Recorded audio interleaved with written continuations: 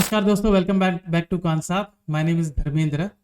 इस सेशन में जहाँ पर हम बात करते हैं जिसका नाम है ऑप्शन ट्रेडिंग सीखे, जहाँ पर हम बेसिक तरीके से हम देखते हैं कि किस तरीके से ऑप्शन ट्रेडिंग की जा सकती है और क्या क्या हमें ध्यान में रखना होता है। ठीक है, अभी मैंने आपसे बात किया कि टॉप 3 इंडिकेटर्स किस तरीके से यूज किया जा सकता है।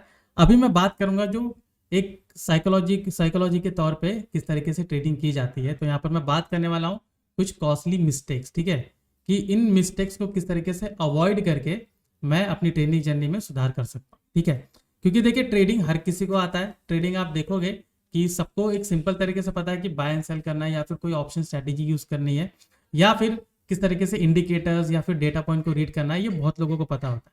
लेकिन उसके बावजूद आप देखोगे कि कई लोग लॉस करते हैं, कई लोग लॉस में। ठीक है, सो यहाँ पर सवाल यही उठता है कि लॉस में क्यों है। ठीक है, क्योंकि यहाँ पर एक मैं सबसे इंपॉर्टेंट पॉइंट यहाँ पर ये बता रहा हूँ कि बहुत सारी मिस्टेक्स होती है, not regarding strategy, not regarding tools. ठीक है, लेकिन वो खुद की एक मिस्टेक होती है जहाँ पे अक्सर लोग करते हैं, लेकिन वो उनको पता भी होता है लेकिन उसको अवॉइड नहीं कर पाते। ठीक है, तो मैं बताऊंगा कि वो मिस्टेक्स क्या है जिसको आप टोटली आपको अवॉइड करना ही है, अदरवाइज हम उसमें कभी भी प्रॉफिटेबल नहीं रह सकते। ठीक है, तो चलिए मैं अपना स्क्रीन शेयर करता हूँ जहां पर मैं बात करूंगा कि किस तरीके से जो मिस्टेक्स है उनको अवॉइड की जा सकती है। ठीक है, तो जैसे कि अभी मैंने आपसे बात की कि जितने भी ट्रेडर्स हैं या फिर इन्वेस्टर्स हैं, ठीक है, ट्रेडर्स इन्वेस्टर्स, इनके पास आप देखोगे एनालिसिस का तरीका है। ठीक है, एनालिसिस का तरीका है, बहुत सारा एनालिसिस करते हैं। इनके पास डेटा को रीड करने का तरीका है, इनके पास टेक्निकल्स को रीड करने का तरीका है।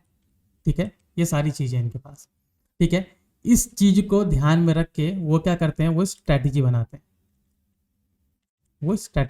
हैं, राइट। स्ट्रैटेजी आप देखोगे बहुत सारी स्ट्रैटेजीज है। स्ट्रैटेजीज वो इंट्राडे के लिए बनाते हैं, राइट। स्ट्रैटेजीज वो पोजिशनल ट्रेड के लिए बनाते हैं,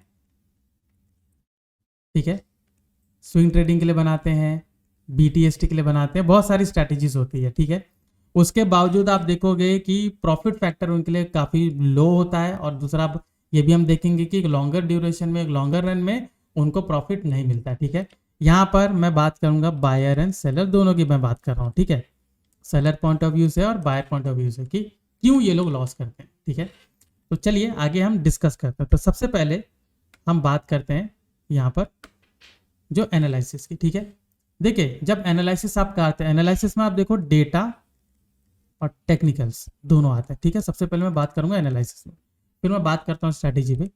तो देखिए इन दोनों को कंबाइन किया जाता है, राइट। कई लोग क्या करते हैं कि सिर्फ डेटा पॉइंट से देखते हैं। ठीक है, डेटा पॉइंट से देखते हैं।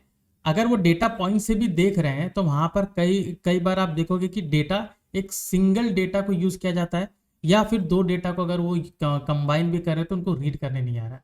यहाँ पर मैं बात कर रहा हूँ फ्यूचर डेटा और ऑप्शन डेटा दोनों की बात कर रहा हूँ। या फिर ये भी देखते हैं कि दोनों डेटा को किस तरीके से अलाइन कर सकते हैं। अभी आप देख लीजिए कि यहाँ पर डेटा में आपको क्या आता है, फ्यूचर डेटा आता है और ऑप्शन डेटा आता है। ठीक है, फ्यूचर डेटा में एक सिंपल तरीका है कि वहां पर आपको बिल्टअप बता रहा है, लॉन्ग बिल्टअप है, लॉन्ग अनवाइंडिंग है, शॉर्ट बिल्टअप है, शॉर्ट कवरिंग है।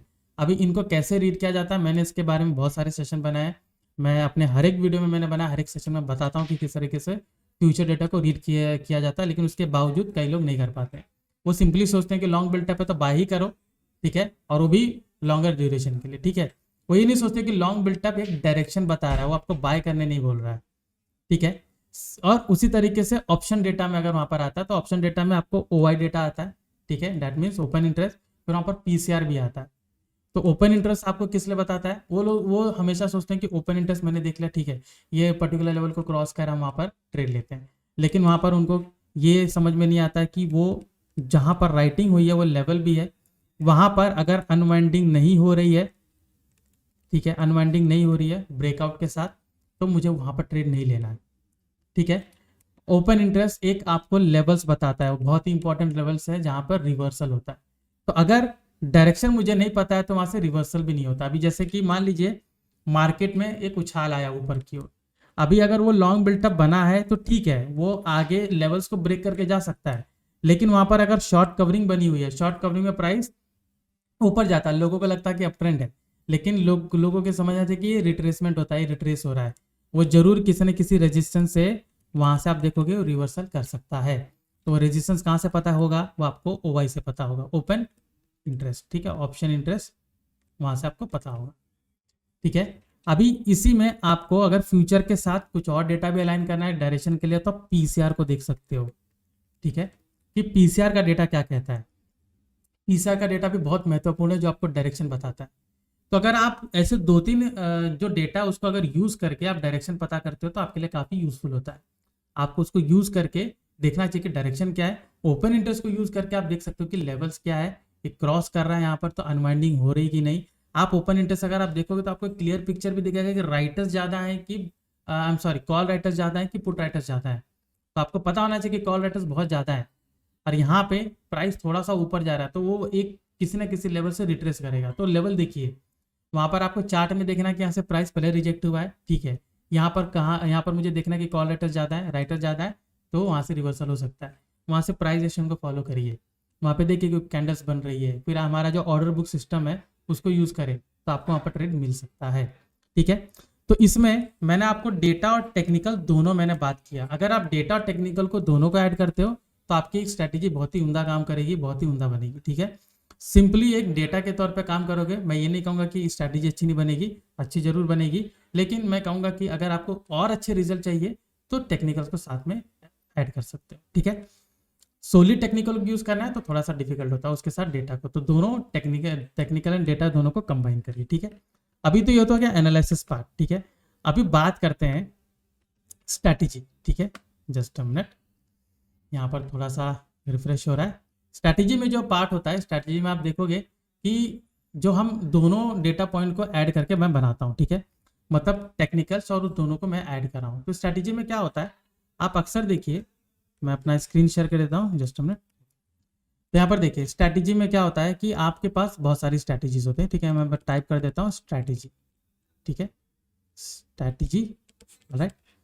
स्ट्रैटेजी अच्छी है या नहीं है ये जानना जरूरी है, ठीक है। तो ये कैसे आप जान सकते हो, सबसे पहला स्ट्रैटेजी का आपको ये जानना है कि नंबर ऑफ ट्रेड्स आपको कितने मिल रहे हैं, नंबर ऑफ ट्रेड्स कितने मिल रहे हैं।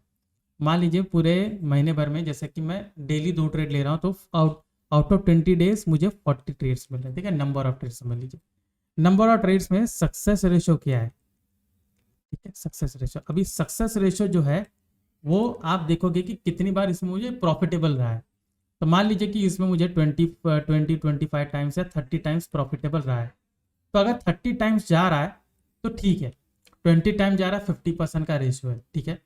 अभी 50% का रेशो सक्सेसफुल है कि 30% का रेशो सक्सेसफुल है, ये कौन बताएगा, ये आपको बताएगा risk reward ratio, risk reward ratio. तो रिस्क रिवॉर्ड अगर 1:2 है तो 30 या 20 दोनों आपके लिए काम करेगा। रिस्क रिवॉर्ड अगर 1:3 है तो जो 50% अगर आपका सक्सेस रेशो तो वो भी काम करेगा। बिकॉज मैं सिर्फ एक नॉर्मल कैलकुलेशन बता रहा हूँ। मान लीजिए कि सक्सेस रेशो जो है यहाँ पर आपका 20 है, ठीक है, और यहाँ पर मान लीजिए कि 1:2 का रेशो, मतलब 1:3, सॉरी, तो 1:3 मतलब 100 रुपये का लॉस की जगह आपको 300 का प्रॉफिट मिल रहा है, ठीक है। तो 100 रुपये का लॉस यानी कि 20 ट्रेड्स आपका लॉस में, तो आपको कितना वहाँ पर लॉस हो रहा है, 2000, लेकिन वहाँ पर 300 का प्रॉफिट है, ठीक है। तो वहाँ पर आपको 6000 का प्रॉफिट हो रहा है, राइट। तो ये माइनस होगा तो फिर भी आप देखोगे 4000 रुपीज़ प्रॉफिट। तो रिस्क रिवॉर्ड रेशो बहुत मायने रखता है। रिस्क रिवॉर्ड रेशो को बढ़ाने के लिए हमें क्या करना चाहिए, रिस्क रिवॉर्ड रेशो को बढ़ाने के लिए आपको अगेन जो मैंने ओपन इंटरेस्ट बताया था, आपको लेवल्स देखना है, आपको हाई लो देखना है, जहाँ पे आप अच्छा खासा एक मैं कहूँगा कि टारगेट ले सकते हो। मैं यहाँ पर रिस्क रिवॉर्ड बढ़ाने की कोशिश कर रहा हूँ तो इसका मतलब ये नहीं है कि यहाँ पर आप क्वांटिटी बढ़ाइए, ठीक है। मैं उसी पर आने वाला पोजीशन साइजिंग पर, ठीक है। तो यहाँ पर एक ये चीज़ हमने देख लिया, ठीक है। यहाँ पे मिस्टेक हमें क्या अवॉइड करना है, सिंपल तरीका है कि आप देखिए सक्सेस रेशो आपका अच्छा होना चाहिए, रिस्क रिवॉर्ड अच्छा होना चाहिए। रिस्क रिवॉर्ड अच्छा नहीं है, 1:1 पे जा रहे हो, कम प्रॉफिट ले रहे हो, आप यहाँ पर प्रॉफिटेबल नहीं रह सकते, ठीक है। तो यहाँ पर जब स्ट्रैटेजी की बात हो रही है तो आप देखिए कि यहाँ पर पहली बात है कि नंबर ऑफ ट्रेड्स कम होने चाहिए, ठीक है। सक्सेस रेशो अच्छा होना चाहिए, ठीक है, सक्सेस रेशो आपका अच्छा होना चाहिए और रिस्क रिवॉर्ड अच्छा होना चाहिए। तो ये मिस्टेक्स को अवॉइड करिए, ठीक है। मतलब कि mistake in the sense number of trades आपके ज़्यादा ना हो, मल्टीपल ट्रेड्स मत लीजिए, ठीक है। अब ये सारी चीज़ें हो गई। इसमें आप ओवर ट्रेडिंग मत करिए, यहाँ पर ग्रीडी मत बनिए, ठीक है। और रिस्क मैनेजमेंट आपको अच्छा करना है, ठीक है। अभी रिस्क मैनेजमेंट की बात है तो यहाँ पर कैसे मैं कह रहा हूँ, मान लीजिए कि आपका 50 पॉइंट निफ्टी में 50 पॉइंट का आपका स्टॉप लॉस है और आप देखोगे ऑन एन एवरेज आपको 20 पॉइंट का स्टॉप लॉस मिल रहा है। तो यहाँ पर अगर मैं एक लॉट की मैं बात करूँ तो यहाँ पर आप देखोगे कि 20 पॉइंट्स का स्टॉप लॉस है। जाहिर सी बात है अगर मैं यहाँ पर क्वांटिटी थोड़ी अच्छी लेता हूँ, ठीक है, मान लीजिए यहाँ पर मैंने 300 क्वांटिटी मैंने ऐड की, तो मतलब मेरा यहाँ पर लॉस कितना है, 6000 का लॉस है, राइट, ये 20 पॉइंट है। लेकिन जब मेरा स्टॉप लॉस 50 पॉइंट का रहेगा तो क्या मैं 300 क्वांटिटी ले सकता हूँ? बिल्कुल नहीं, बिकॉज यहाँ पर मेरा लॉस कितना हो जाएगा, लॉस मेरा टोटली यहाँ पर आप देखोगे 15,000 हो जाएगा, ठीक है। तो क्वांटिटी मुझे सेम नहीं रखनी है, ठीक है। तो मुझे ये जरूर देखना है कि रिस्क में कितना बेयर कर सकता हूँ, मैं कितना मैक्सिमम लॉस ले सकता हूँ पर ट्रेड। तो पर ट्रेड अगर मैं 6000 की मेरी कैपेसिटी, तो यहाँ पर भी 6000 के हिसाब से ही होना चाहिए। तो यहाँ पर आप क्या कर सकते हो, यहाँ पर लॉट साइज को कम करिए। यहाँ पर मैंने कितना 300 लिया था, तो यहाँ पर 150 पर आइए। 150 पर नहीं हो रहा तो आप एक ही सिंगल लॉट लीजिए, लेकिन आपको रिस्क एक रिजिड तरीके से जाना है कि यहाँ पर रिस्क मुझे इससे ज़्यादा नहीं लेना है। तो ये मिस्टेक को अवॉइड करिए कि आपका जो लॉस है वो मनी वाइज भी आप देखिए, सिर्फ पॉइंट वाइज नहीं देखना है। पॉइंट वाइज तो आप देखते ही हो कि इतना हर एक जगह मुझे इतना स्टॉप लॉस आ रहा है। अभी स्टॉप लॉस देखिए कि जो भी आपकी स्ट्रैटेजी है, स्टॉप लॉस आपका सिमिलर नहीं हो सकता है। कई जगह सिमिलर होगा, कई जगह मैं कहूँगा कि सेम रहेगा, लेकिन कई जगह नहीं होगा। तो इसलिए मुझे पोजीशन साइजिंग पे ध्यान देना है कि मुझे कितना क्वांटिटी लेना चाहिए मेरे स्टॉप लॉस के हिसाब से, ठीक है। अभी यहाँ पर आता है ग्रीड। ग्रीड हमेशा किस में आता है, ओवर ट्रेडिंग में आता है, ठीक है। मतलब ये है कि यहाँ पर मैं देख रहा हूँ कि मेरी स्ट्रैटेजी अच्छी काम करी तो 300 की जगह मैं 3000 क्वांटिटी लेता हूँ, लेकिन वो भूल जाते हैं कि यहाँ पर छः की जगह 60,000 का लॉस होगा, ठीक है। और वहाँ पर ग्रीडी बन जाते हैं, उनकी स्ट्रैटेजी अच्छी काम कर रही है, ग्रेडी बनते हैं और देखोगे पूरा कैपिटल का वाइप आउट हो जाता है। तो जब आप कैपिटल यूज़ करें, मान लीजिए आपके पास 10 लाख कैपिटल है, तो आप यहाँ पर 3 से 5 लाख का ही कैपिटल आप यूज़ करिए, बाकी कैपिटल को रहने दीजिए, ताकि कोई और अपॉर्चुनिटी आएगी तो आप उसमें इन्वेस्ट करिए। एक ही अपॉर्चुनिटी में सारा कैपिटल यूज़ करना काफ़ी ज़्यादा रिस्की होता है, ठीक है। तो ये सारी चीज़ हो गई, ऑलराइट। तो यहाँ पर मैंने स्ट्रैटेजी की बात की, यहाँ पर मैंने सक्सेस रेशियो की बात की, यहाँ पर मैंने रिस्क रेशियो की बात की, ठीक है। अभी यहाँ पर कुछ इसके अलावा मैं कुछ पॉइंट्स आपके साथ ऐड करना चाहूँगा। कभी भी आप देखिए कि जब आप ट्रेड्स लेते हो, ठीक है, तो हमारा एक माइंडसेट होता है कि एसएल टारगेट, तो इससे मुझे यहाँ पर नहीं हटना, क्योंकि कई बार देखो बीच में लोगों को न्यूज़ आती कि और भी ले लो, ये ऊपर जा सकता है, और भी ले लो, ये नीचे जा सकता है। तो आप देखिए आपकी जो कैपेसिटी है उसके बाहर नहीं जाना, जो आपका दायरा है उसके बाहर नहीं जाना, ठीक है। तो यहाँ पर इस चीज़ को अवॉइड करनी है कि जितना आप ट्रेड लेते थे हमेशा उसको कंसिस्टेंट रखिए। जब तक रिजल्ट कंसिस्टेंट नहीं है, ठीक है, अप्रॉक्सीमेट 2-3 मंथ्स, तब तक आप यहाँ पर क्वांटिटी को इंक्रीज नहीं करेंगे, ठीक है। दूसरी बात, टिप्स को टोटली अवॉइड करिए, ठीक है। अक्सर आप देखोगे आपको फ़ोन कॉल आते होंगे, आपको मैसेज आते होंगे कि हमारे टिप के ज़रिए उन्होंने कल 20% बना, उन्होंने कैपिटल डबल कर लिया, ट्रिपल कर लिया, ऐसे करके आपको मिलेंगे। वो ये नहीं बताएंगे कि कैपिटल वाइप आउट हो गया है, ठीक है, वो ये चीज़ नहीं बताएंगे जहाँ पर उन्होंने ट्रेड लिया था, ठीक है। तो कई सारे ऐसे कॉल्स आएंगे। अब टिप्स का प्रॉब्लम ये होता है कि कई जगह ऐसा नहीं होता कि टिप्स काम नहीं कर रहा है, टिप्स वहाँ पर काम भी करते हैं, लेकिन कई बार आप देखिएगा अगर टिप्स लाइव उनको नहीं दिए जा रहे हैं, मैसेज के जरिए दिए जा रहे हैं, तो बीच में टाइम लैप्स होता है, ठीक है, जिसमें वो प्राइस निकल जाता है, ठीक है, वो चीज़ हट जाती है, ठीक है। अभी यहाँ पर जो भी हम ट्रेड करते हैं, जैसे मैं ऑप्शन में ट्रेड कर रहा हूँ, ठीक है, तो अगर इंट्राडे का आप ट्रेड करो तो आप नेकेड ऑप्शन में जा सकते हैं, ठीक है, लेकिन आप पोजीशन में जा रहे हो तो वहाँ पर आपको ऑलवेज स्प्रेड बना के जाना है, मतलब रिस्क लेकर जाना है। आप कैश में लेते हो तो भी आप थोड़ा बहुत वहाँ पर रिस्क को मैनेज करना सीखिए, वहाँ पर कोई ऑप्शन को बाय करके उसको कंट्रोल करने की कोशिश करिए, ठीक है। तो यहाँ पर मैंने एनालिसिस की बात की, ठीक है, कि उसमें क्या क्या मिस्टेक हो सकता है। यहाँ पर मैंने स्ट्रैटेजी की मैंने बात की कि क्या क्या मिस्टेक हो सकता है। यहाँ पर मैंने कुछ यहाँ पर माइंडसेट की बात की कि लोग किस तरीके से ट्रेड करते हैं, ठीक है, लोग किस तरीके से ग्रीडी बनते हैं, लोग किस तरीके से नंबर ऑफ ट्रेड्स को बढ़ाते हैं, ठीक है। तो इन सारे मिस्टेक्स को अवॉइड करिए, आपका ट्रेड सक्सेस होने के चांसेस ज़्यादा रहेंगे, ठीक है।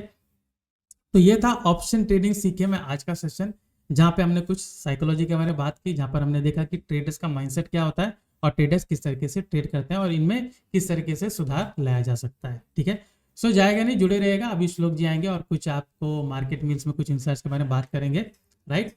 तो मिलते हैं नेक्स्ट सेशन में, जहाँ पर मैं कुछ और बातें करूंगा, कुछ और ऑप्शन स्ट्रैटेजीज बात करूंगा, कुछ और तरीका बताऊंगा। This is Dharmendra Rajbhar signing off. आपका नमस्कार, थैंक यू वेरी मच।